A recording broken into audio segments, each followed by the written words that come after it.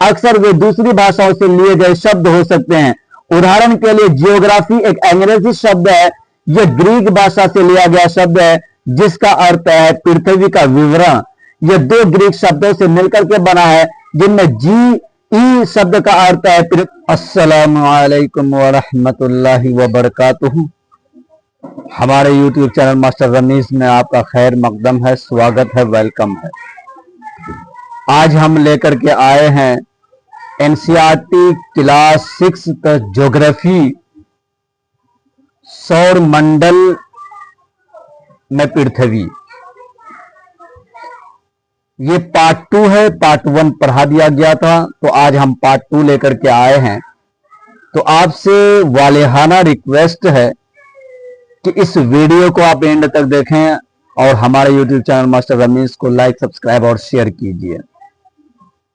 साथ ही साथ bell icon को भी दबा दीजिए ताकि जो भी वीडियो अपलोड किया जाए सबसे पहले जाए आपके पास नोटिफिकेशन और उसे आप हो सकते हैं इस्तेफादा और एग्जाम की तैयारी में दे सकते हैं एक मजीद भड़काओ। तो चलते हैं अपनी क्लास की जानिब, पढ़ते हैं एक नए अंदाज में, सीखते हैं नए और बेहतर तरीके से।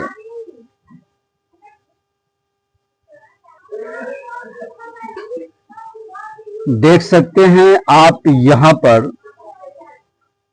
कि ये ग्रहों का पथ है और ग्रह है। सूर्य है, ये सूर्य देख सकते हैं, ये बुध, शुक्र, पृथ्वी, मंगल, बृहस्पति, शनि, यूरेनस, नेपच्यून, अरुण या वरुण। ये मेरे द्वारा किया गया क्रिएट है। तो चलते हैं अब हम अपने क्लास में। देख सकते हैं यहां पर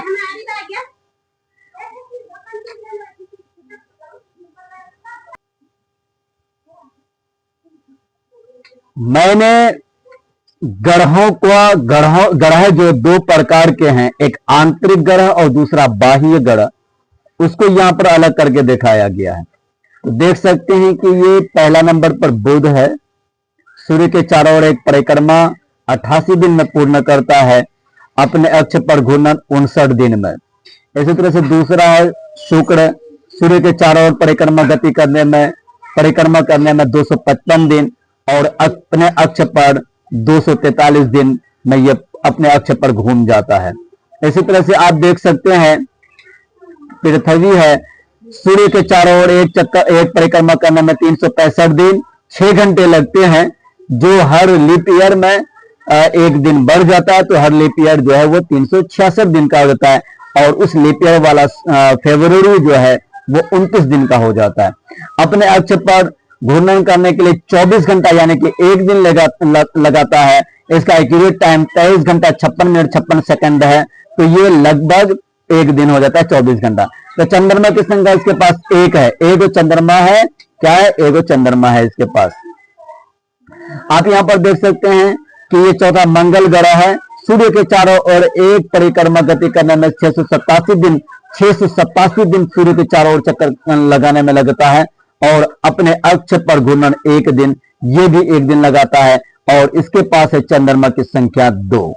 तो आप यहां पर देख सकते हैं कि ये आंतरिक ग्रह है, सूर्य के बहुत नजदीक है और ये चट्टानों से बने होते हैं। ये जो 4 ग्रह आपको दिखाया गया, पढ़ाया गया कि एक है आपको बुध, एक दूसरा है शुक्र, तीसरा है पृथ्वी, चौथा है मंगल।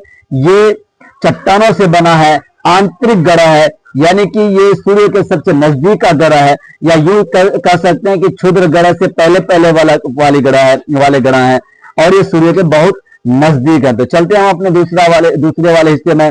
आप यहां पर देख सकते हैं कि 5वें पर है बृहस्पति, जिसको हम जुपिटर बोलते हैं। सूर्य के चारों ओर एक परिक्रमा गति करने में 11 साल 11 महीने लगते हैं, यानी कि सूर्य के चारों ओर घूमने में इसको 11 साल का समय लग जाता है। बहुत ही बड़े मदद है। अपने अक्ष पर घूर्णन करने के लिए सिर्फ 9 घंटे 56 मिनट का समय लगाता है और इसके पास चंद्रमा की संख्या है 95 यानी कि 95। आप इसी तरह 6ठे नंबर पर देख सकते हैं शनि। सूर्य के चारों ओर एक परिक्रमा 29 साल 5 महीने में यह 29 साल 5 महीने लगाता है शनि सूर्य के चारों ओर पूरा चक्कर लगाने में। अपने अक्ष पर घूर्णन 10 घंटे 40 मिनट में पूरा कर लेता है, जो कि बहुत कम समय है। इसी तरह से चंद्रमा की संख्या इसके पास 146 है, 146 शनि के पास चंद्रमा की संख्या है। बताइए पृथ्वी के पास सिर्फ एक चंद्रमा कितनी रोशनी होती है, शनि के पास है 146 चंद्रमा मून, तो वहां पर कितनी रोशनी होंगी रात में। कैसा आश्चर्यजनक और अद्भुत नजारा होगा। 7वें नंबर पर है यूरेनस, जिसको अरुण बोलते हैं। सूर्य के चारों ओर एक परिक्रमा करने में 84 साल लगाते हैं। कितने साल? 84 साल, 84 ईयर से लगाते हैं। ये सूर्य के चारों ओर एक चक्कर पूरा करने में जो 84 साल का समय लगाते हैं, बहुत ही अधिक समय है।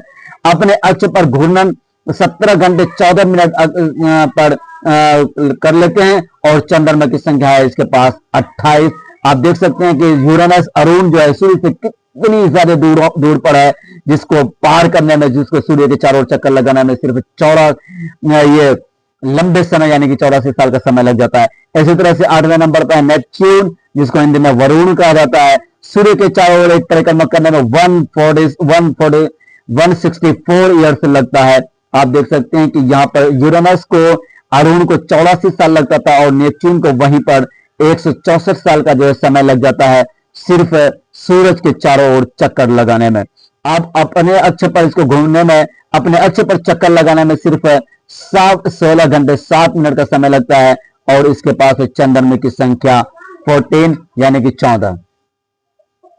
आप यहां पर देख सकते हैं कि ये बाह्य ग्रह है, यानी कि ये क्षुद्र ग्रह के बाहर वाली ग्रह है, सूर्य से बहुत दूर वाली ग्रह है, ये है ना, सूर्य से बहुत दूर है तथा बहुत बड़े आकार के हैं। ये गैस और तरल पदार्थ के होने के नाते ये क्या होगा कि ये आकर्षण इसमें कम हुआ, ग्रेविटेशनल फोर्स कम लगा, जिसके कारण ये पृथ्वी से, ये सन से बहुत दूर चले गए। हल्के होने के कारण ये क्या चले गए, बहुत दूर चले गए।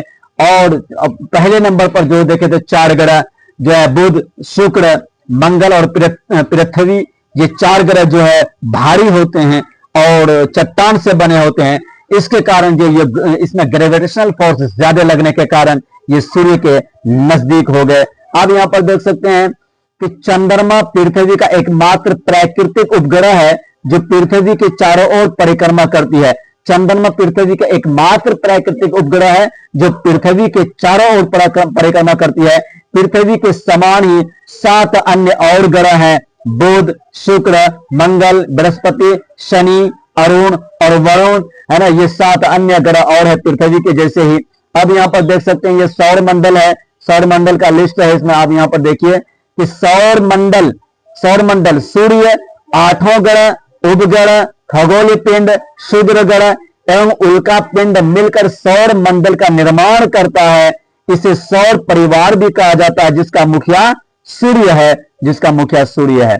आप यहां पर देख सकते हैं कि सूर्य सौर मंडल के केंद्र में स्थित है एवं ये बड़े होने के साथ साथ अत्यधिक गर्म एवं गैसों के बने हैं। ये क्या होते हैं, सूर्य जो है वो केंद्र में स्थित है और ये बहुत ज्यादा गर्म है, हीलियम हाइड्रोजन गैसों से बना होता है, जिसके कारण ये काफी गर्म होता है और इसमें अट्रैक्शन फोर्स बहुत ज्यादा होता है, जिस कारण सभी ग्रहों, उल्का पिंडों को अपने खींच करके रखता है।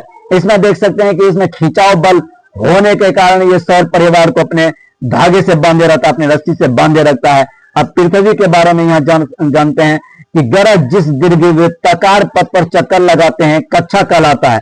ग्रह जो है जिस दीर्घवृत्ताकार पर क्या लगाता है, चक्कर लगाता है, परिक्रमा करता है, उसी दीर्घवृत्ताकार को कक्षा कहते हैं। शुक्र और पृथ्वी जुड़वां ग्रह कहलाता है। शुक्र और पृथ्वी जुड़वां ग्रह है क्योंकि ये एक जैसा ही लगता है। और दूसरी बात बताते हैं कि घूर्णन गति जो अपने एक्सिस पर, ग्रह जो अपने एक्सिस पर जो घूर्णन गति करता है उसको क्या कहते हैं, घूर्णन गति कहते हैं। और ये एक्सिस पर घूमता है, एक्सिस कहलाता है ये। प्लूटो भी एक ग्रह के श्रेणी में था, परंतु अंतरराष्ट्रीय खगोलीय संगठन ने अगस्त 2006 में अन्य खगोलीय पिंड जैसे 2003 यूबी 313 सीरस के बाद ही बौने ग्रह में आते हैं। यानी कि प्लूटो को जो है बौने ग्रह में क्या रख दिया गया, बौने ग्रह की श्रेणी में रख दिया गया। और ये बौने ग्रह में रखने का जो है ये संगठन का क्या नाम है, अंतरराष्ट्रीय खगोलीय संगठन, जो अगस्त 2006 में इसको रखा गया था। दूरी के हिसाब से तीसरा ग्रह और आकार के दृष्टि से पांचवा बड़ा ग्रह है। दूरी के हिसाब से तीसरा ग्रह है और आकार के दृष्टि से ये क्या है कि तीसरा ग्रह है, ये पांचवा ग्रह है। दूरी के हिसाब से तीसरा और आकार के दृष्टि से पांचवा, यानी कि साइज के हिसाब से ये पांचवा ग्रह है। ये ध्रुव के पास थोड़ी चपटी होने से इसका आकार को भू आभ कहा जाता है। ये ना जो है संतरे आकार की है, ना चपटे का आकार का है, बल्कि ये भू आभ आकार की है, जिसको हम लोग अंग्रेजी में जोइड कहते हैं। पृथ्वी, ताकि पृथ्वी समस्त जीवधारियों के लिए अनुकूल है, पृथ्वी समस्त जीवधारियों के लिए अनुकूल रिहायशी है, क्योंकि यह ना अधिक गर्म है और ना अधिक ठंडा। पानी, हवा और ऑक्सीजन भरपूर मात्रा होने से पृथ्वी अद्भुत ग्रह कहलाता है। पृथ्वी को अद्भुत ग्रह के नाम से भी जाना जाता है, क्योंकि यहां पर ऑक्सीजन, पानी, हवा भरपूर मात्रा में पाई जाती है। अंतरिक्ष पर देखने से यह नीला नजर आता है, यही वजह है कि पृथ्वी को नीला ग्रह के नाम से भी जाना जाता है।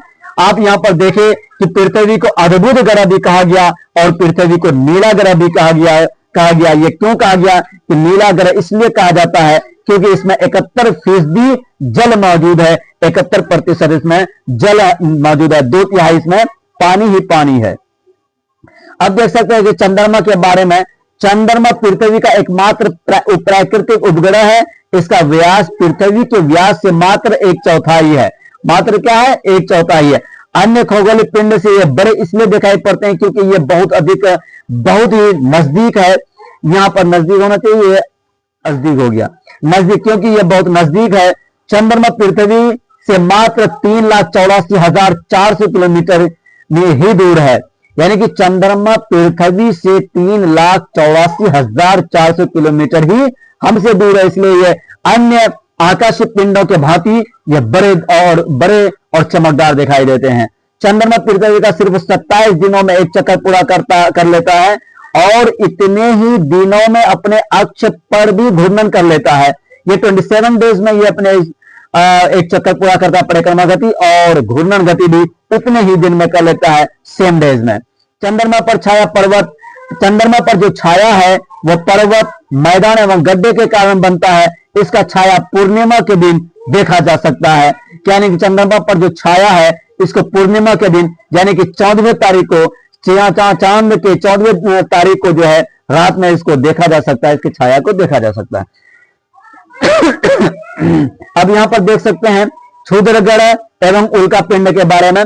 तारों, ग्रहों एवं उपग्रहों के अलावा बहुत से अनगिनत छोटे छोटे आकाशीय पिंड सूर्य के चारों ओर, यहां पर चारों होगा, चारों ओर चक्कर लगाते हैं, जिन्हें क्षुद्र ग्रह कहा जाता है, यह मंगल और बृहस्पति कक्षा के बीच पाए जाते हैं। ये कहां पाए जाते हैं? मंगल और बृहस्पति कक्षा के बीच में पाए जाते हैं। वैज्ञानिकों की माने तो उल्का पिंड ग्रहों के ही टूटे हुए भाग हैं, जो वर्षों पहले ग्रहों से विस्फोट के कारण अलग हो गए थे। अगर वैज्ञानिकों की माने तो उल्का पिंड क्या है कि ग्रहों के ही भाग है जो टूटने के कारण वर्षों पहले, बहुत सालों, अरबों सालों पहले टूटने और विस्फोट होने के कारण ये क्या हो गए थे? अलग हो गए थे और क्षुद्र ग्रह के उल्का पिंड के श्रेणी में जा मिले। सूर्य के चारों ओर चक्कर लगाने वाले पत्थरों के छोटे छोटे उल्का पिंड कहलाते हैं। क्या के? सूर्य के चारों ओर चक्कर लगाने वाले पत्थरों के छोटे छोटे टुकड़े को उल्का पिंड कहलाते हैं। क्या कहलाता है? उल्का पिंड। यानी कि सूर्य के चारों ओर जो चक्कर लगाता है वो छोटे छोटे पत्थर होते हैं, उसी पत्थरों को उल्का पिंड कहा जाता है। क्या कहता है? उल्का पिंड कहा जाता है। जब यह पृथ्वी के नजदीक आने लगते हैं तो वायु के साथ घर्षण करने से जल जाते हैं, कभी बिना जले ही धरातल पर गिर जाता है और एक भयानक जो है विस्फोट होता है और जो है बड़े बड़े झील नुमा बन जाता है। आकाश में कभी कभार अनगिनत तारों के समूह जो सफेद पट्टी नुमा होता है, देखे होंगे, यह आकाशीय गंगा कहलाता है। आकाश गंगा किसे कहते हैं कि आप कभी कभार आसमान को, साफ आसमान को अगर आप सही तरीके से, बेहतर तरीके से देखेंगे तो लगेगा कि आपको एक सिरे से दूसरे सिरे एक क्या पतली पट्टी सी, एक चौड़ी पट्टी सी जो है रोशनी, सफेद रोशनी चल रही है। तो वो क्या कहलाता है? वही आकाश गंगा है, वही आकाश गंगा जिसे अंग्रेजी में मिल्की वे कहा जाता है।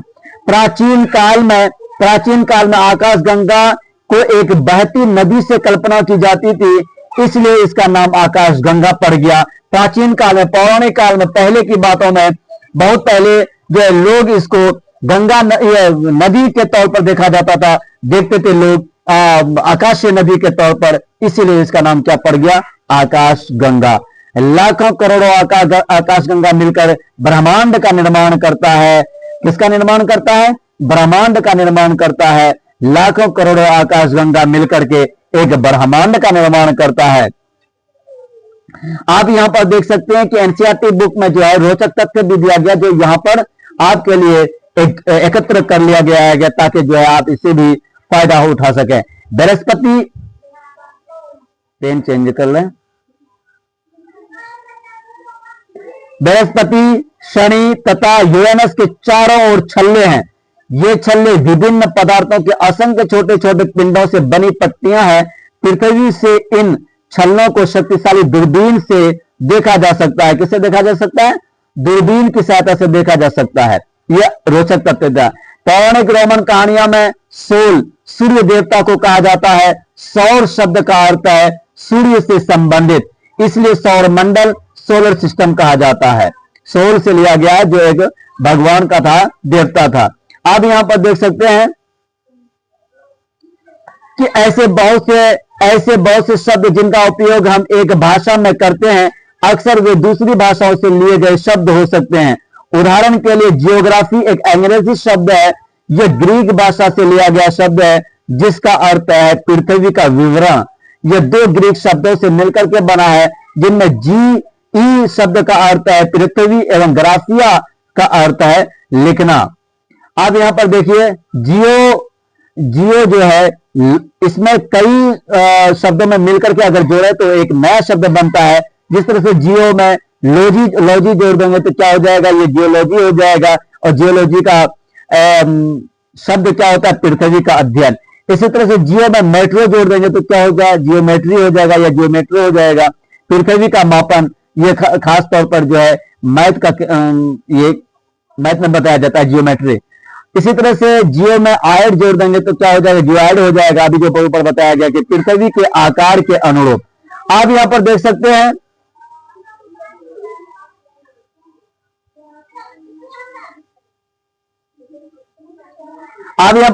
खगोलीय पिंड एवं उनकी गति के संबंध में अध्ययन करने वालों को खगोल शास्त्री कहते हैं। आर्यभट्ट प्राचीन भारत के प्रसिद्ध खगोल शास्त्री थे। इसी तरह से प्रकाश की गति यहां पर मिसप्रिंट हुआ है। प्रकाश इस तरह से होना चाहिए। प्रकाश की गति लगभग 3 लाख किलोमीटर प्रति सेकंड है। इस गति के बावजूद सूर्य के प्रकाश को पृथ्वी तक पहुंचने में लगभग 8 मिनट का समय लगता है। आप जानते हैं कि पृथ्वी से जो है सूर्य कितना दूर है, कि उसको, जबकि पृथ्वी 1 सेकंड में 3 लाख किलोमीटर की दूरी ट्रेवल करता है, तो उसके बावजूद भी हमसे सूर्य की रोशनी पहुंचने में 8 मिनट का लगभग समय लग जाता है। कहीं पर 8 मिनट 20 सेकंड आता है, कहीं पर 8 मिनट 30 सेकंड आता है, कहीं पर 8 मिनट 22 सेकंड आता है। तो खैर 8 मिनट का समय लग जाता है।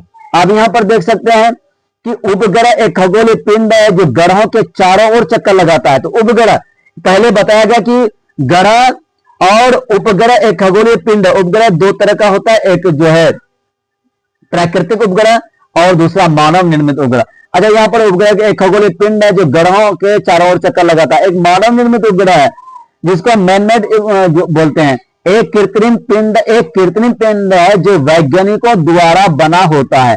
इसका उपयोग ब्रह्मांड के बारे में जानकारी प्राप्त कर पृथ्वी पर संचार माध्यम के लिए किया जाता है। इसे रॉकेट के द्वारा अंतरिक्ष में भेजा जाता है एवं पृथ्वी की कक्षा में स्थापित कर दिया जाता है। भारतीय उपग्रह में देख सकते हैं आप इनसेट, IRS, एडुसेट इत्यादि वगैरह है। अभी नया में बहुत कुछ आया होगा। नील आर्मस्ट्रांग पहले व्यक्ति थे जिन्होंने 21 जुलाई 1969 को सबसे पहले चंद्रमा की सतह पर कदम रखा, यानी कि स्पेस ट्रेवल किया। वह शख्स था नील आर्मस्ट्रांग, जो 21 जुलाई 1969 को गया था। यहीं पर जो है हमारा चैप्टर ये क्लास ज्योग्राफी छठे क्लास का जो है सौर मंडल में पृथ्वी पहला चैप्टर खत्म हो गया। और जो है आपसे एक बार यहाँ रिक्वेस्ट है कि अगर ये वीडियो आपको ज्ञानवर्धक और नॉलेजेबल लगा तो हमारे यूट्यूब चैनल मास्टर रमेश को सब्सक्राइब, लाइक और शेयर जरूर कीजिए। साथ ही साथ बेल आइकन को भी दबा दीजिए ताकि जो भी वीडियो अपलोड किया जाए सबसे पहले आपको जाए मोबाइल स्क्रीन पर और उसे आप इस्तेफादा हासिल कर सके। तो मिलते हैं फिर इंशाल्लाह नेक्स्ट क्लास में, तब तक के लिए खुदा हाफिज।